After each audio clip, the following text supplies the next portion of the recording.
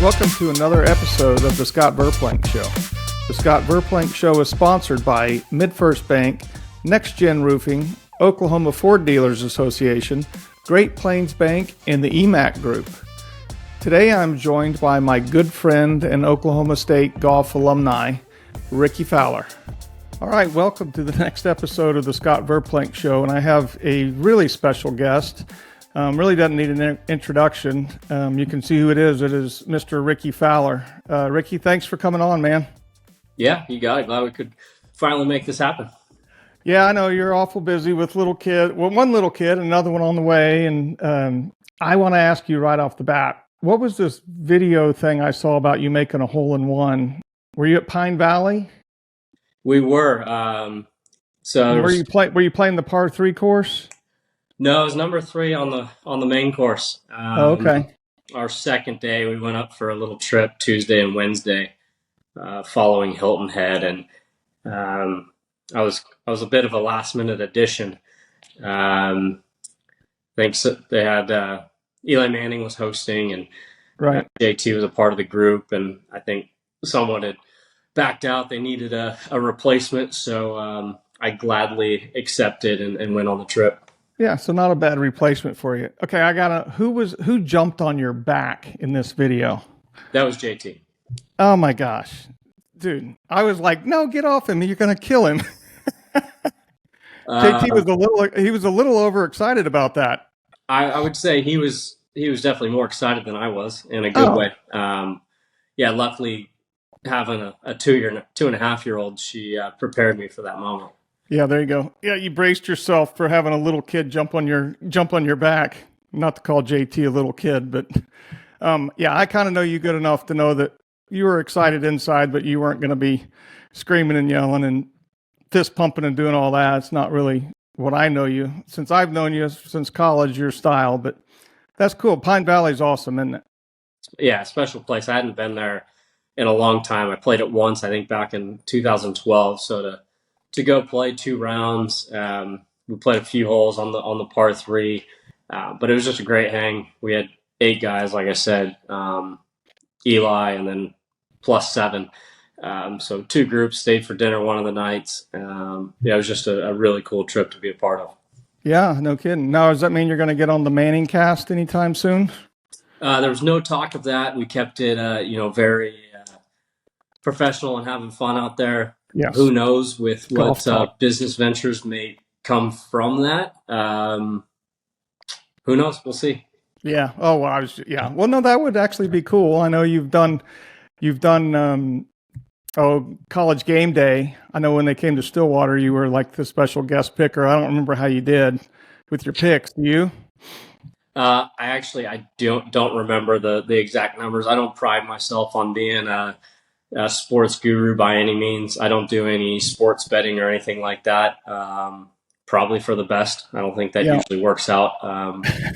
There's a reason why Vegas is Vegas. That's a good theory. So yeah, I know my spot. I don't try and be anything I'm not.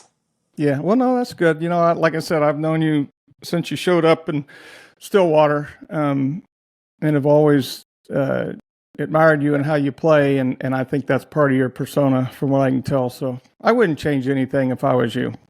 And speaking of that, did you have envision or really have a clue how big your Sunday orange would become? Kind of like, they have this Tiger or Sunday red now for Tiger, but and he's worn red, but man, you started wearing the orange shirt on Sunday, and Oklahoma State golf was already on the map, but you just enhanced it incredibly. And did you have any idea it would get that big? No, it's nothing. I think everything was organic, and it was just kind of me having fun and being myself. I guess in a way you can't really plan for those things. Coming from, just off background and stuff, obviously the orange being with Oklahoma State and kind of carrying that over, but coming from the action sports and kind of motocross world, guys aren't scared to wear some loud colors and have some fun. Right. And that's kind of a way to show your personality and just with your riding gear and helmet and stuff like that. So in a way, that was a way for me to. Not many guys really wore orange. I loved it. Obviously, being at Oklahoma State, and was a way to Right. kind of be myself, be different. But had no clue that what kind of impact or how many kids would be running around in orange hats, and obviously being able to associate that with Oklahoma State. Yeah, no, it's really been astronomical. The last few years that I played regularly on the tour was when you were just coming out, and all the little kids with the orange hats. And what I always got a kick out of was when there was like a 35-year-old walking down the side of the hole, and he had on his orange straight billed hat and his orange shirt and then his orange shorts, and somebody would go, "Hey, there's Rickie over there." Well, I now always got a big kick out of that. yeah, now those 35-year-olds are 50 now. So my demographic. Luckily, I still have a lot of kid supporters, but there's I have a lot of diehards from day one, and it's pretty cool to hear and see the ones that have been with me, all 15 years on tour. I think it's awesome. I agree. The older or the kids have grown up a little bit, but they're still hanging with you, Pards. I know that because you're a hell of a golfer, and you've always obviously been great with people, and everybody loves you, which is, man, good for you. So I got to ask you, what is it going to take for you to get back into the top 5, top 10 in the world? I know you're working hard because I know you. Everybody that's as good as you are or better is working their butts off. So you have a plan? I know plans don't always go exactly, but you have an outline or a plan set out to get yourself back in the mix in the rest of the majors this year? Yeah, so I mean, last year obviously got a nice glimpse of where things should be, can be, and still could be better from where we were last year. But I think two key areas to allow myself to play golf. One being driving the ball well, or obviously better than I have to start the year, and then putting. Putting's something that I've always been able to rely on up until the last few years. Putted well last year, drove the ball fairly well last year, and I think with those two things, that kind of frees up the rest of my game. Not putting too much stress on iron play, or if I'm playing from trees or rough, then that's putting stress short game and putter. I just feel like kind of the bookends, getting off the tee and being able to have a flat stick that I can go and either take advantage of opportunities or clean up when needed. Those seem to be two key parts that allow, like I said, from there to let the irons get going and free up the rest of the game. Yeah, I mean, as you know, as good or better than I do. Yeah, when you drive the ball well, you get to play offense. And then on top of that, if you're putting well, then you really get to play offense, because then you start going at flags that maybe you wouldn't normally go at, or maybe some other guys really aren't capable of. So, and I do know that about you. When you get it going well, it's like you when you're a little kid riding a motorcycle. There's no reason to back off. I would love that about you when you were a freshman at Oklahoma State. You and I were talking, and you said, "Oh, I just go at every pin." And I was like, "Oh, that's cool." And he goes, "Yeah." And you said, "Yeah, because if I miss the green, I have this 63-degree or 64-degree wedge, and I can chip it up there from anywhere." And I was like, "Go for it." Yeah. And I think it's worked pretty well. Oh, there's situations for that. I think I've grown and gotten smarter, but I mean, yeah, when you're playing well and you're, like you said, playing from the fairway and you're able to play offense, go. That's what you have a short game for, especially if the putter's in a good spot. There's no reason to get too defensive and not take advantage of opportunities, especially with, I feel like, how good guys are out there now. It just seems to keep getting better, younger and younger.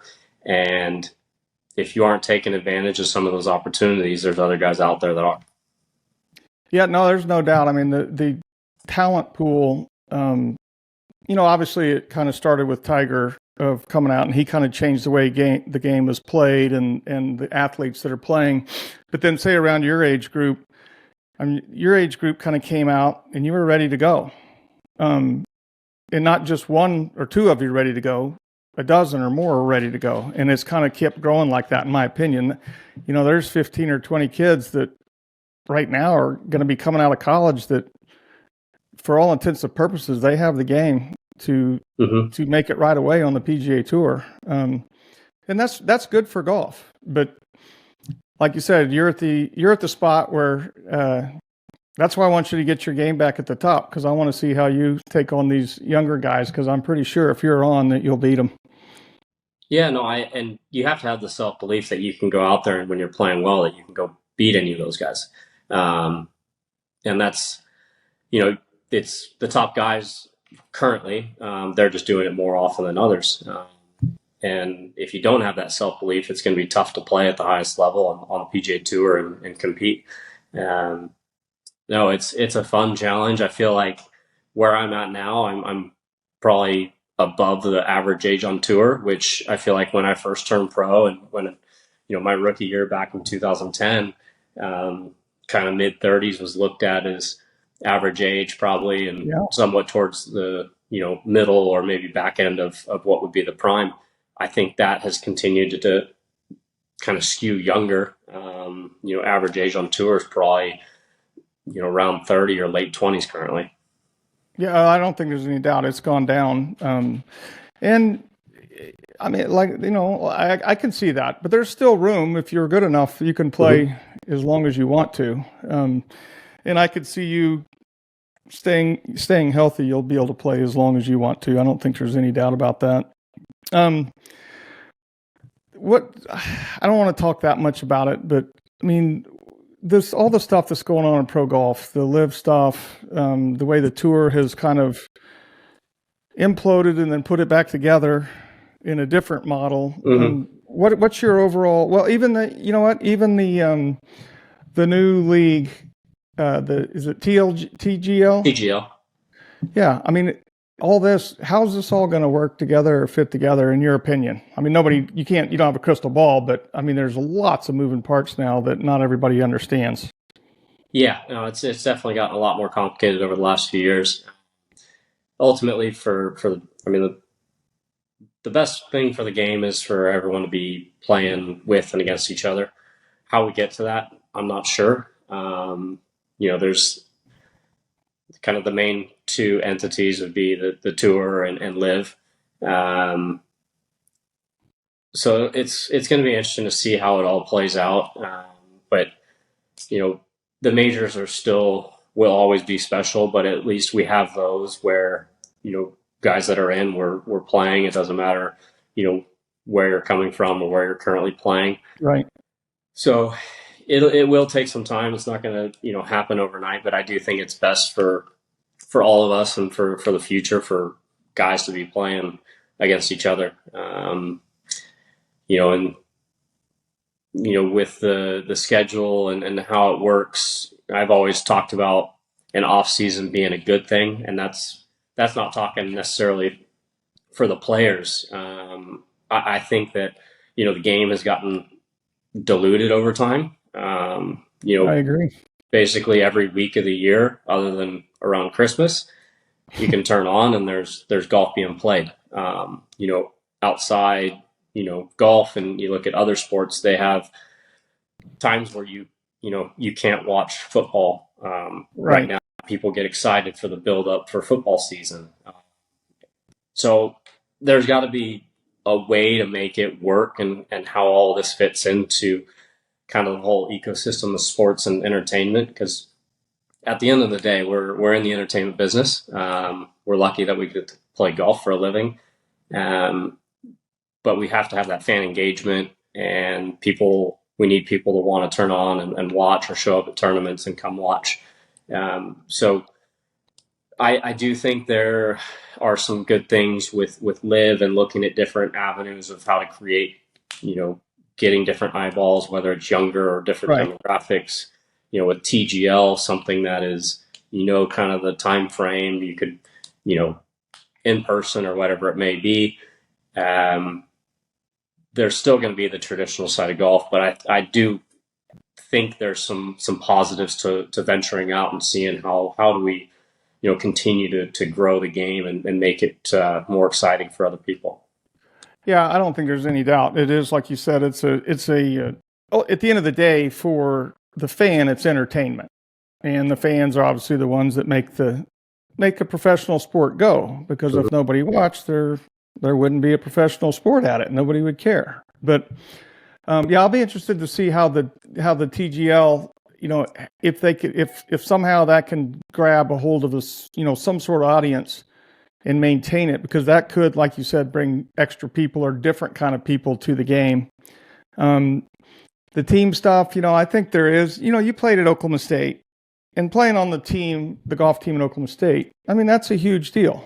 And those are your 4 best friends that you're playing with every week. And you know how it is when you win a big tournament. It's a great feeling to be there with your friends, isn't it? Yeah. Obviously haven't won a major, so don't know that feeling. But, anytime you win on the PGA Tour, any given week, you've beaten a quality field. I wish I would have done it more by this time, but I've had a handful, and players being the top, and their wins aren't easy. Some guys make it look easier than others. I think Tiger kind of spoiled that. Yeah. Scott currently doing it. Yeah. It's a lot harder than people think. Oh, there's no doubt. It is a lot harder than people think. That's kind of where I was going though with like the team deal.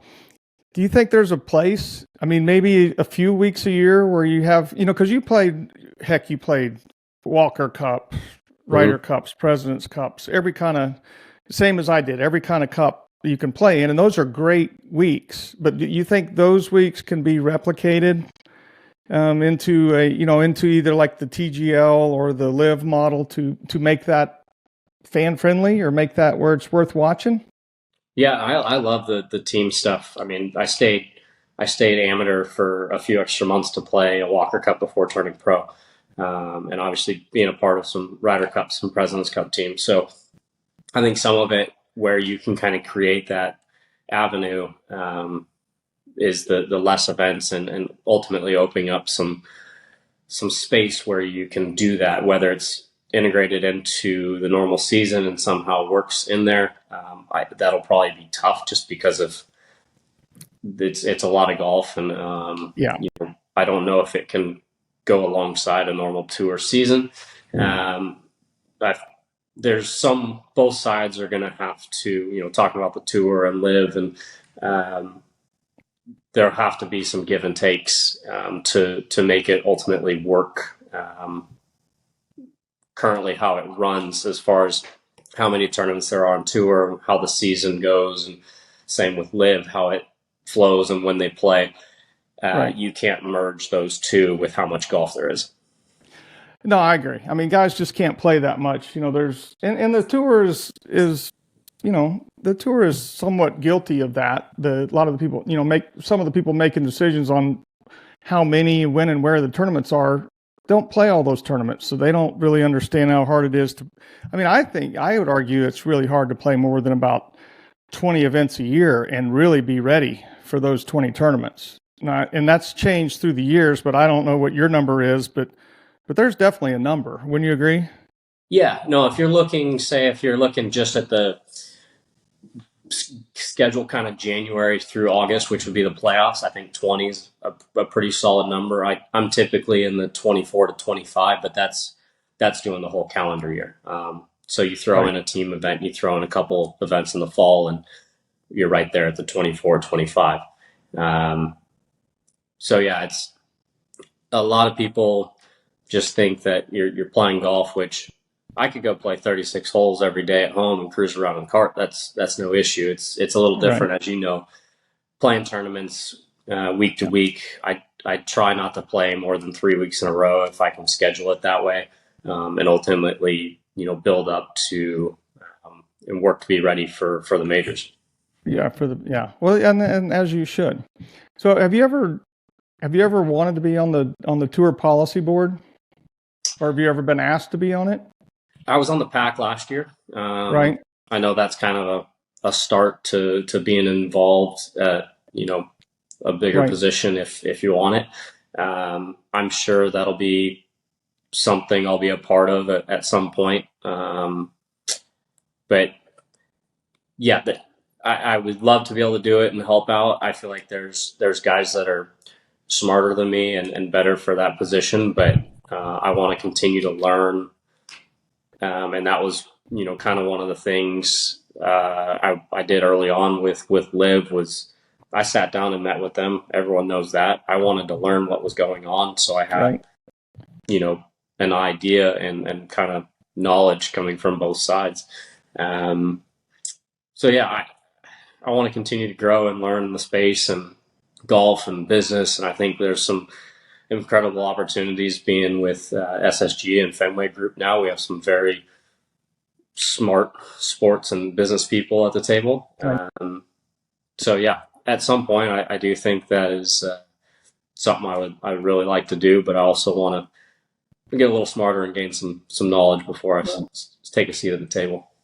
As a veteran, I appreciate you saying that. Although I think personally you'd be great because I think you're very level-headed, and you from the very beginning you didn't like jump on one side or the other. You just let it all get out there and let's decide what's best. And that's probably ultimately what's going to happen in the big scope of all professional golf. But I like the fact that you did that for yourself.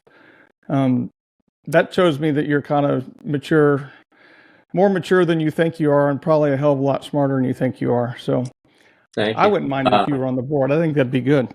I think, Right, I think one of the big things and what's hard to really do is remove yourself from your current situation.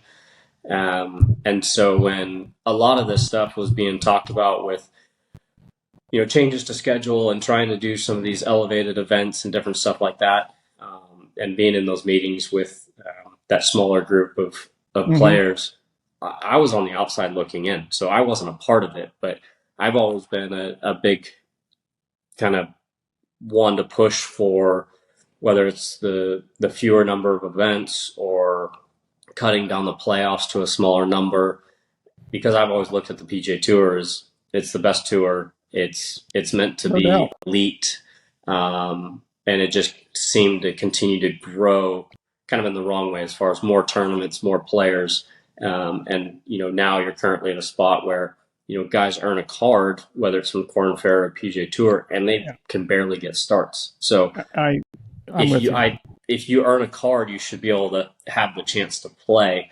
So working that out is part of it.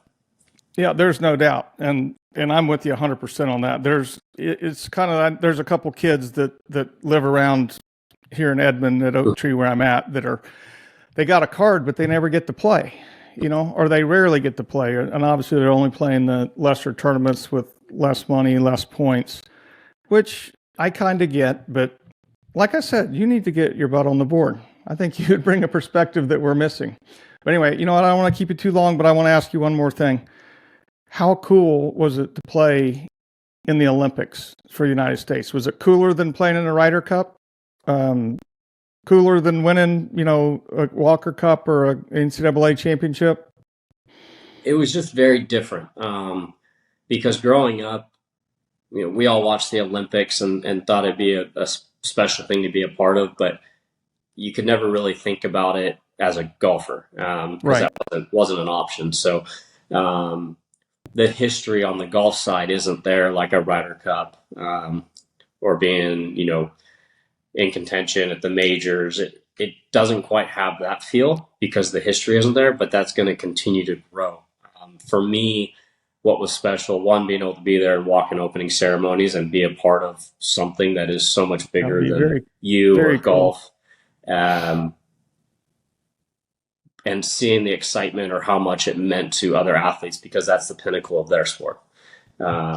Golf isn't anywhere near that yet, but the history will, from starting in 16, it'll get there. I don't think it'll ever necessarily be to the level of maybe the Ryder Cup or majors, but only time will tell. Yeah, no, I agree. I mean, it's probably not going to catch the track and field or the discus throwing or anything in the Olympics either, since that's about 1,000 years old. But it is pretty cool that you got to represent the United States in the Olympics. And I lied before I let you go. I have one more question. What happened with your dabbling in buying into a Champions League team? Weren't you and JT and maybe Jordan looking at like buying into a soccer team? Jordan and JT ended up going in. It was on Leeds. I was advised that it wasn't necessarily worth the risk coming from my crew. So Leeds is actually looking like they're in a good position. They've had a solid year in Champions League and might be able to sneak their way back up. So yeah, it just ultimately I was advised that it wasn't the best, but we'll see. Hopefully it works out for Leeds and then for JT and Jordan. Well, and the reason I brought it up is because you probably didn't know, but I have a minority share in Venezia FC in the Italian soccer league, and we'd love to have another investor, Rickie. So I may have to get you the information if you're really interested in being part of a football club. Then we may need you. I'm all in for fun and creating. It's more creating interest and having that's awesome. A part. I get the games through a streamed to me. I put them on my big screen and I watch them in Italian. So I'm working on my Italian. Different. It's actually quite fun. Yeah, a little different play than what Leeds, with them being and potentially being relegated now, where they are Champions League and they have a chance to cruise back up. But no, it's cool. It gives you, not like sports betting necessarily, but it gives you a reason to watch and follow and keep up. Oh yeah, no doubt. I've had more fun of being able to say that I, have a little tiny interest in a football club in Venice, Italy. So it's been great. Rickie, thank you so much for coming on. I'd rather not wear you out now. Maybe you'll come on another time down the road. Yeah, definitely. We're all pulling for you here, as you know. And really, honestly, I'll see you at the PGA here in a few weeks, but really pulling for you to get right back up on top of the mountain, man. You're great for golf. And I love seeing the orange shirts on Sunday. So thank you again, buddy. And I'll see you soon. Sounds good. We'll see you out there. All right.